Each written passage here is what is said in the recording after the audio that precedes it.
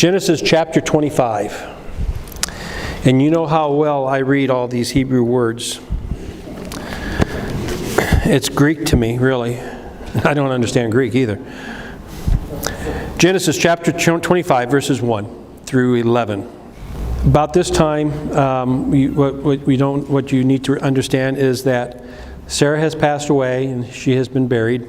Abraham has sent his servant Eliezer out to find a wife for Isaac, and he came back with Rebekah, and so all of that's transpired. And you would think Abraham doesn't have anything else to say or any other life to live. Look at verse 1 in Genesis 25. Abraham married another wife whose name was Keturah. She gave birth to Zimran, Jokshan, Medan, Midian, Ashbach, and Shua. Jokshan was the father of Sheba and Dedan. Dedan's descendants were the Asherites, Letzerites, and the Lumites. Midian's sons were Ephah, Hanok, Abidah, and Eldah. These were all descendants of Abraham's through Keturah. Abraham gave everything he owned to his son Isaac. But before he died, he gave gifts to the sons of his concubines and sent them off to a land in the east, away from Isaac. Abraham lived 175 years, and he died at a ripe old age, having lived a long and satisfying life. He breathed his last and joined his ancestors in death. His sons Isaac and Ishmael buried him in the cave of Machpelah near Mamre in the field of Ephraim, son of Zorah, the Hittites. This was the field Abraham had purchased from the Hittites, and where he has buried his wife Sarah. After Abraham's death, God blessed his son Isaac, who settled near Beer Lahai Roi in the Negev. A couple years back, Gina and I, you were gracious enough to allow Gina and I to attend a pastors and wives retreat put on by the Arizona Mission Network. It used to be called the Arizona Southern Baptist Convention, but it's the Arizona Mission Network of the Arizona Southern Baptist Convention. So, long name. But we attended that, and what was interesting there was that there was probably about 200 couples there, I would say. And in a variety of ages, but most of them were, I guess if you had to pick an average age, the average age was probably about 50. And they talked about coming to the end of your ministry and what do you do? And that hit both of us pretty hard, because at that time we were no longer 50, we were a little over 50 at the time. And, I can't say how old Gina was. I can say how old I was. I was about, 65, 66 at the time. And I had just signed up for Medicare, which probably didn't help me either. But anyway, what do you do?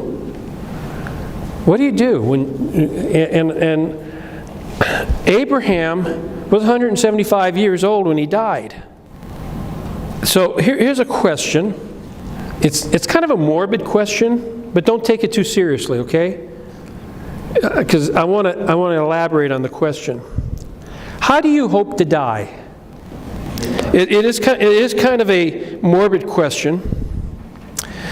One man with a sense of humor wrote, "When I die, I hope to go like my grandfather did, peacefully in his sleep, not screaming and yelling like the other people in the car." Kind of morbid, right? Death isn't funny, but it doesn't have to be morbid or depressing either. The question is really asking this: how do you intend to live till you die? That's really the question. How do you hope to die? That's not the question. The question is, how do you intend to live until you die?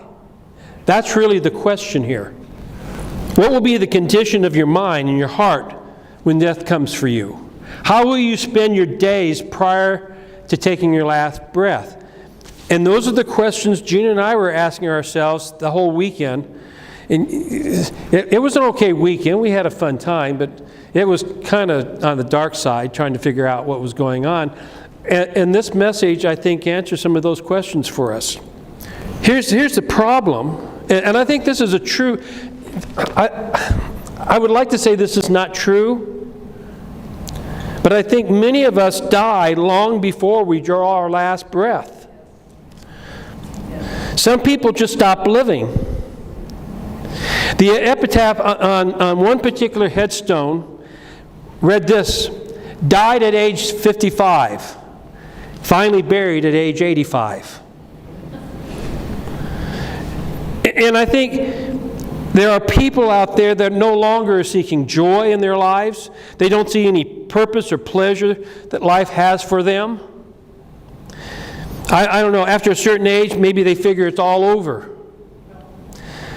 They have nothing to live for, or nothing more to gain. There's a term that's used for this. It's called a goner. There's also a medical term. The medical term is, the initials are SLS. It's a slang. And I will clean it up a little bit. It has something to do with manure and not living very long, and living a stale life.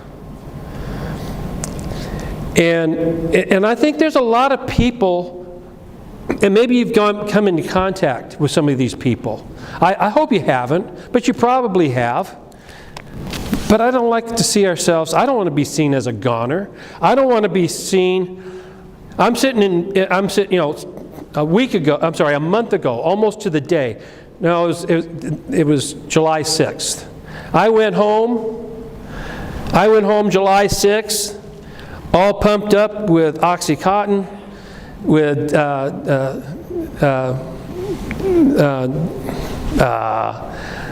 Dilaudid in my system. I had a block in my hip area, and I'm walking out to the car saying, "This is good. I'm feeling good." About 2 o'clock in the morning on Tuesday, not feeling good. All those medications are gone. And I realize that I'm in bed, and I still have to get up and walk around. And I have been, in the first week, I'm doing laps in the family room and back to bed. It's laps in the living room and family room, back to bed. And I didn't think there was anything left. But then I realized I had some stuff to do, and so I got my computer out, and then my computer broke. I am not going to do well when I retire. Worse yet, Gina's not going to do well if I retire. And one of the ways I think to live longer is to avoid old people. Let me clarify. I'm not talking about chronological ages here.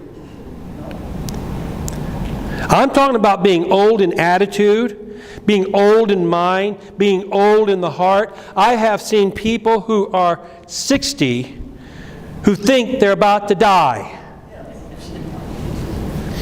And God has a sense of humor. He just let them live till about 90. You know? I'm not talking chronological age. I think we need to stop hanging around old people.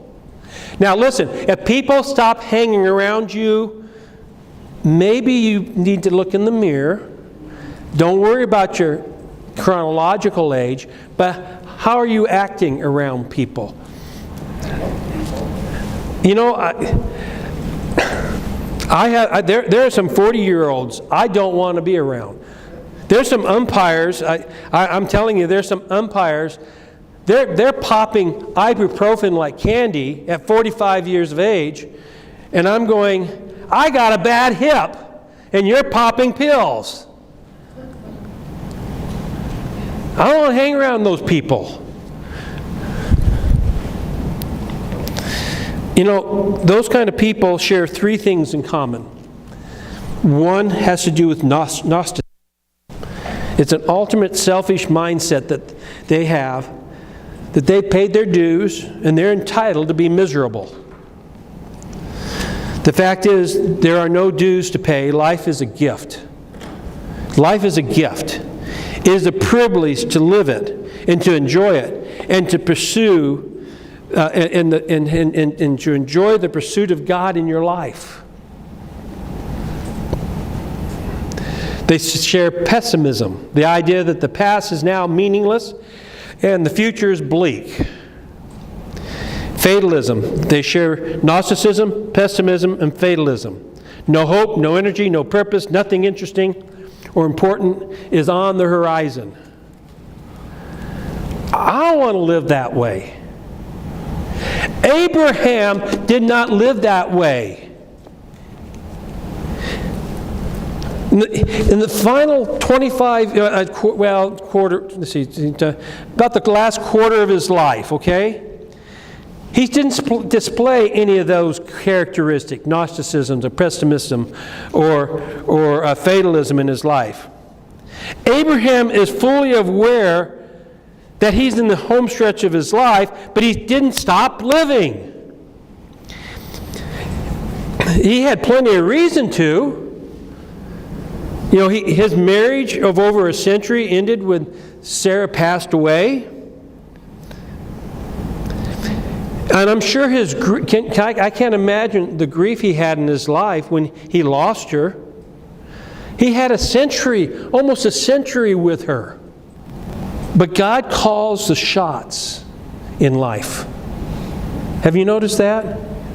Now, listen. People sin. I'm a sinner. Hi, I'm John. I'm a sinner. I have Jesus in my life. And I'm working to be righteous. I don't always succeed, but I strive for that.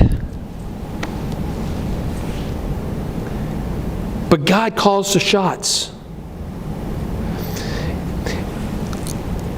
Gina has been taking care of this little 8-inch incision that I have here on my hip, trying to put creams on it, trying to keep it pliable. You know, not everybody can do that. Only she has the opportunity to do that. That's the only person I would allow to do that. But you know, the whole time she's doing that, she's never seen an expiration date on my backside anywhere. Nowhere has she seen something that said the date of expiration. You don't know when that's going to happen. So why not live? And I think Abraham knew this, and he held on to it. And over time, things healed. Isaac and Rebekah are happily married. They've taken over the daily operations of the family business. What did he have to live for?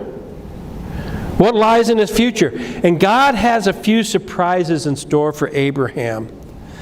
He gets a new wife, Keturah. He has more children, more than just 2. At least 6, maybe more, because only the 6 sons are listed. So at 150 years of age, how did Abraham stay young? How did he do it? Teaching his kids to drive a cart. Teaching them how to herd livestock. Teaching them how to build a proper altar to worship God with. Playing games. Regardless of the particulars, he continued to live a full life. It may not be what you want to do in your latter years, but Abraham embraced this time that he had in the rest of his life. And I think that's what makes this passage of Scripture so important. his life causes us to ask the Lord, what future do you have for me? And I think that's the prayer Gina and I have been having the last couple of years. I don't know what's going to happen in 2 or 3, 4 years. I don't have plans for retirement. I have plans of getting old. I'm having another birthday next week. The question is, how old am I? There's a difference. I have a chronological age, but how old am I? I think I'm as old as I want to be. And I want God's help. What lies out there for me? And while he continued to live this second life, he never, listen, he began a second life, but Abraham never forgot the first life that he lived. It didn't take anything away. Isaac was the promised son, the one whom God had said that the whole heir of the covenant would be his. It was through Isaac that the Hebrew nation would be born. And so when Abraham remarried Keturah, the legal status did not match that of Sarah's. In fact, Charles Swindoll writes, and I don't know that I have time to read all of this, but according to tradition, many cultures had concubines, and they were servants in the households, and they became part of the family, bore children for the patriarch. I'm not saying that's the case here. That's just the way things were. And then but for Abraham, no person could displace Sarah in his life. It just added to his life. The heir was through Isaac. But you need to understand that despite what went on, Abraham took care of his children. He took care of, even with the heir of Hagar, he took care of yes, I just lost his name. Ishmael, thank you. Man, didn't take my vitamins this morning. He still took care of, not just Isaac, he took care of Ishmael. He also took care of the 6 boys. He made provisions for them. He took care of his children. For each of them, he established some sort of financial stability in their lives. And some believe this included Ishmael in such a way that that's why he's mentioned here. We know that he was sent away, but we also see him and Isaac working together to bury their father. Abraham took pleasure in watching the abundance help to those he loved. There's an old saying that goes like this: do you giving while you're living, then you'll know where it's going. I messed that up because I'm not Southern. Do your giving while you're living, then you're knowing where it's going. Abraham chose to do his giving while he was living. He was experiencing the joy of releasing while he was living and seeing the produce and the abundance. And I'm sure, like any other parent, there was disappointment in his kids from time to time. That didn't stop him from loving them and caring for them. The Bible says that he lived to be a ripe old age, and we don't have an English word for that. But the New Living Translation says ripe old age, and then it goes on to describe what a ripe old age is. Having lived a long and satisfying life. Not a rotten life. I look at this. Gina likes white peaches, and every season or so, Costco has white peaches that they sell. But we always have to buy the white peaches, and then we have to set them aside for a few days while they ripen, because they're not quite ripe. But there's a time in there that we got to eat them while they're ripe, because they will rot. You understand?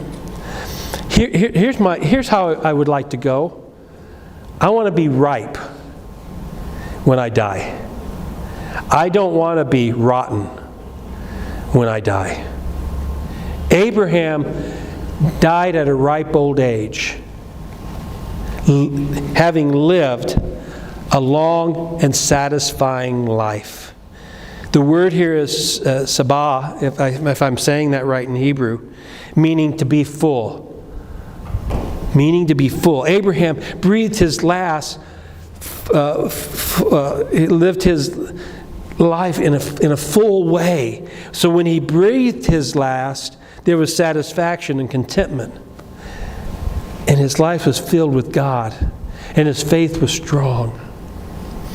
He was able to look at his family's eyes and engage them without a guilty conscience.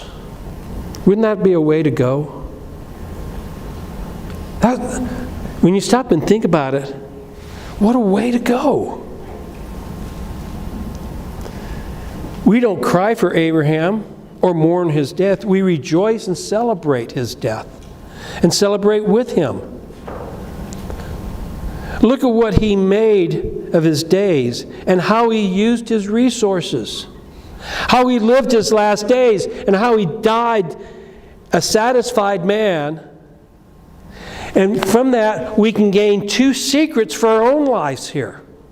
One has to do with faithfulness, and the other has to do with diligence.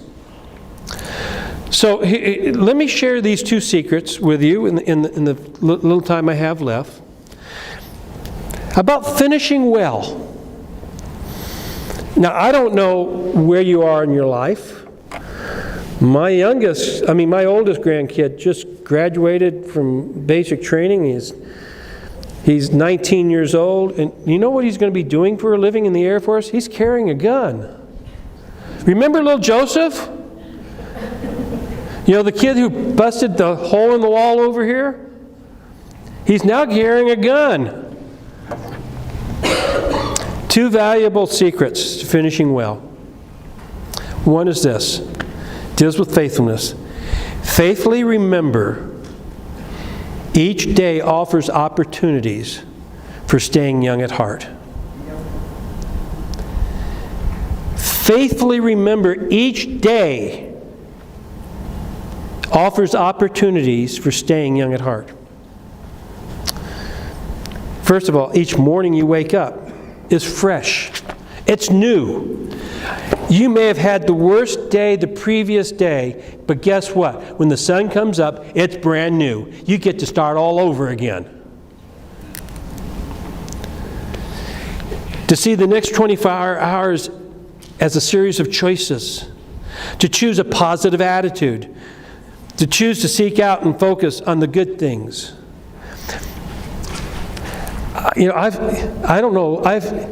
I've had plenty of time over the last month to kind of dwell on this just a little bit, not knowing that I was going to preach this message. In fact, this was a message that I had ready for Preston to preach, but it didn't materialize. So I had some time to think about this.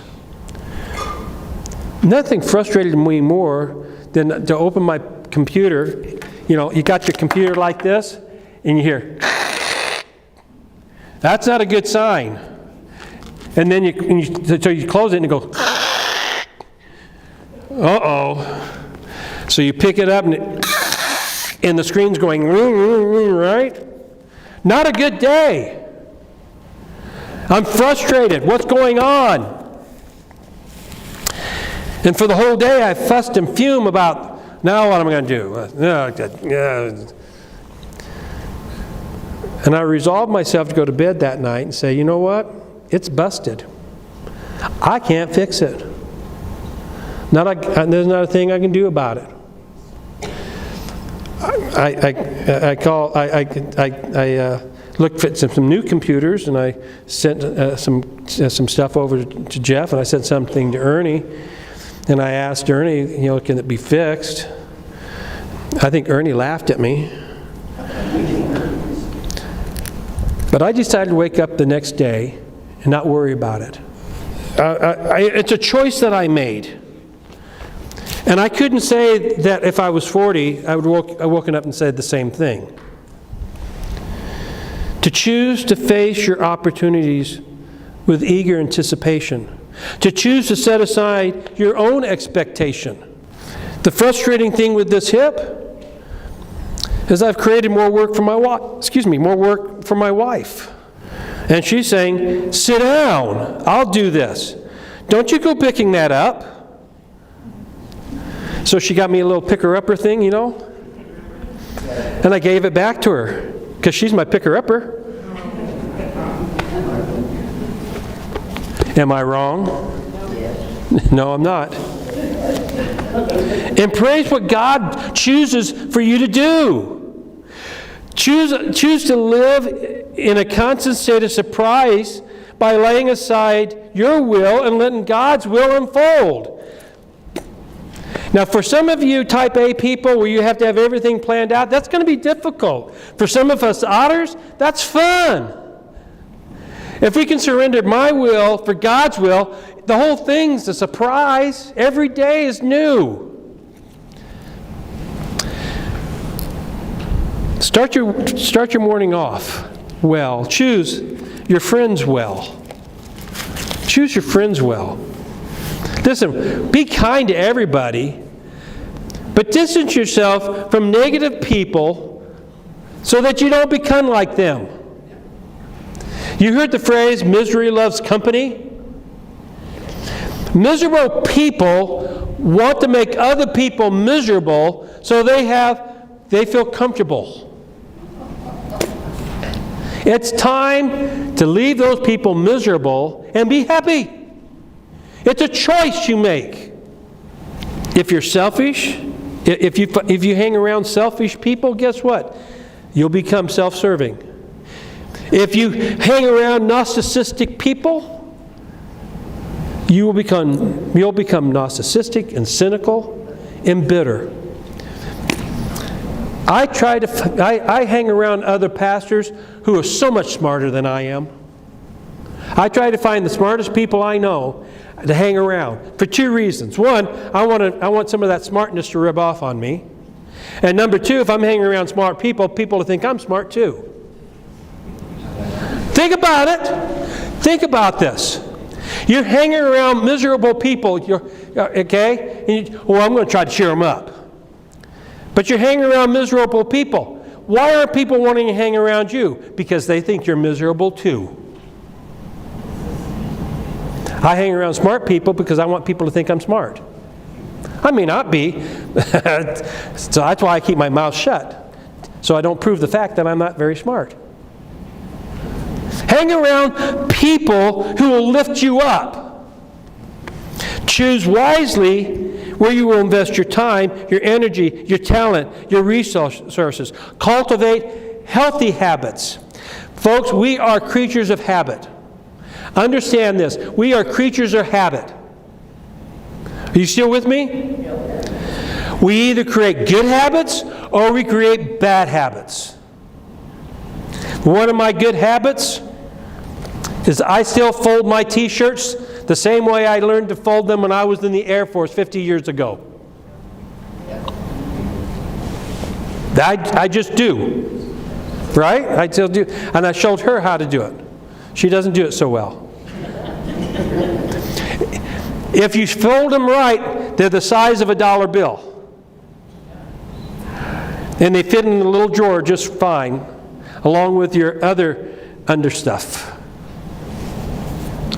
Now, I'm to the point now I don't measure them out anymore, and they're probably just a little larger than a dollar bill because Let's just be honest with you, the t-shirts have grown over the years.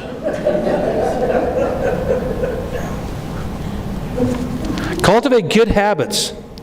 Fill your environment, not only with technology. Folks, it's important that we stay up to date,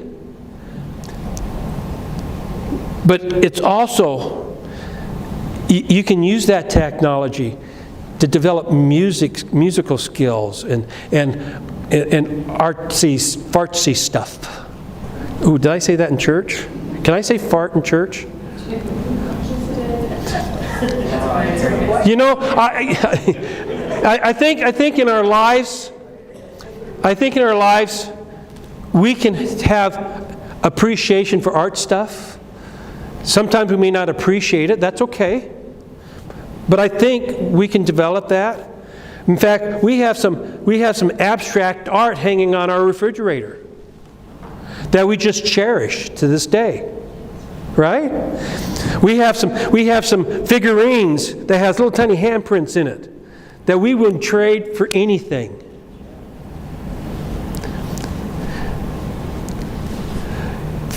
And I wanted to say something to Carl, but I didn't want to interrupt him. But good for him, he turned his phone off for a few hours. It's okay.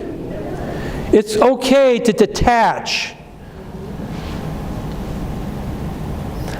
Folks, some of us are readers, and my daughter is a reader. I mean, she reads, and in fact, she had to, in part of the yard sale, she had some of these books that she pulled out that she's read that she had to sell. I mean, there was a container full of books that she wasn't going to read again. We got her a Kindle for Christmas, and her husband, my son-in-law, went ballistic. Oh, that's just what she needs. I said, yeah, but it's all here. It's not under your bed anymore. And the nice thing about a Kindle is she can rent the books, read them, and not have to buy them. To rent a book is like $2 or $3 as opposed to $15 to $20 that she was paying for books. Anyway, it's okay to detach. Choose wisely in your time. Philippians 4:8 says this. Summing it all up, friends, I'd say you'll do best by filling your minds and meditating on things true, noble, reputable, authentic, compelling, gracious, the best, not the worst, the beautiful, not the ugly, things to praise, not things to curse. We go down the streets of Tucson cursing all the red lights and the traffic that we have to deal with. Instead of finding the positive, saying, whew, I'm sure glad I had to stop at this traffic light because look at this idiot drive by. You see the difference? Also choose to sweat more. I'm one of those guys who loves work. I just love it. I can watch it all day long. I really can. Choose to sweat more. The legendary baseball pitcher, Satchel Paige, once pitched in an exhibition game at the ripe old age of 62. Before he sat down, he retired a young Hank Aaron and 5 other batters with just 12 pitches. And you do your math.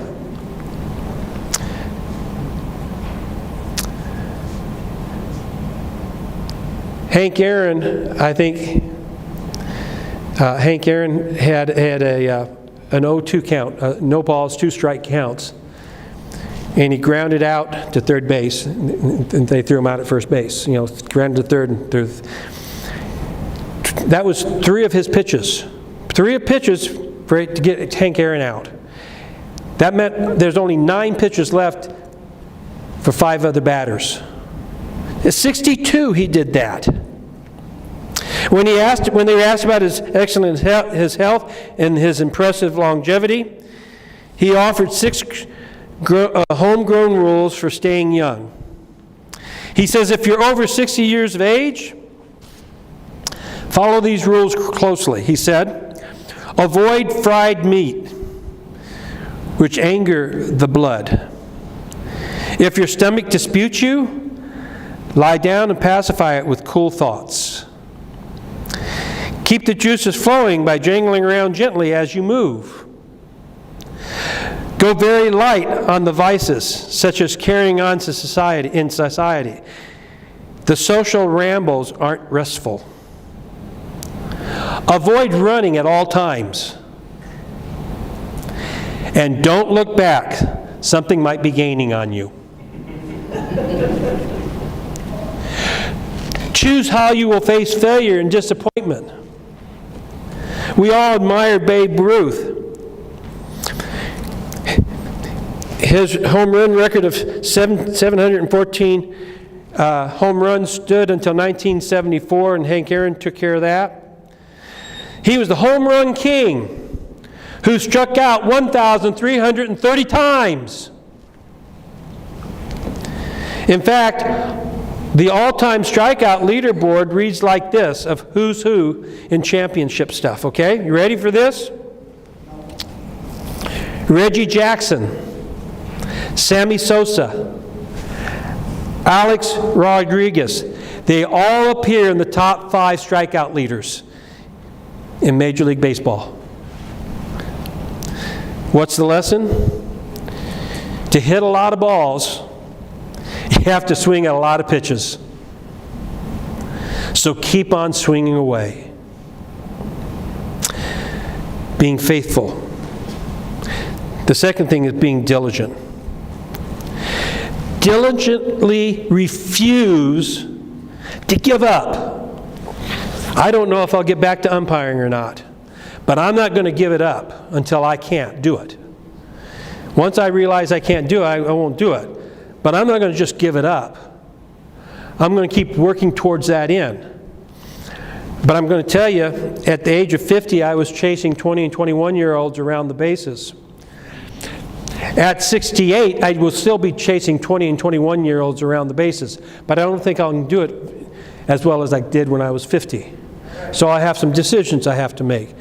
But folks, we have to diligently not give up. Refuse to give up. Determine that you will never stop living until somebody puts a mirror under your nose. Continue to live your life. Never stop. Never give up. I was just talking about Satchel Paige. And there was a biographer who wrote about him after his death. And this is what he wrote. This is the biographer. Talking about, Black Lives Matter. He has been told all his life that black lives matter less than white ones. He teased journalists by adding or subtracting years each time they asked what his age was. And then he asked them, how old would you be if you didn't know how old you were?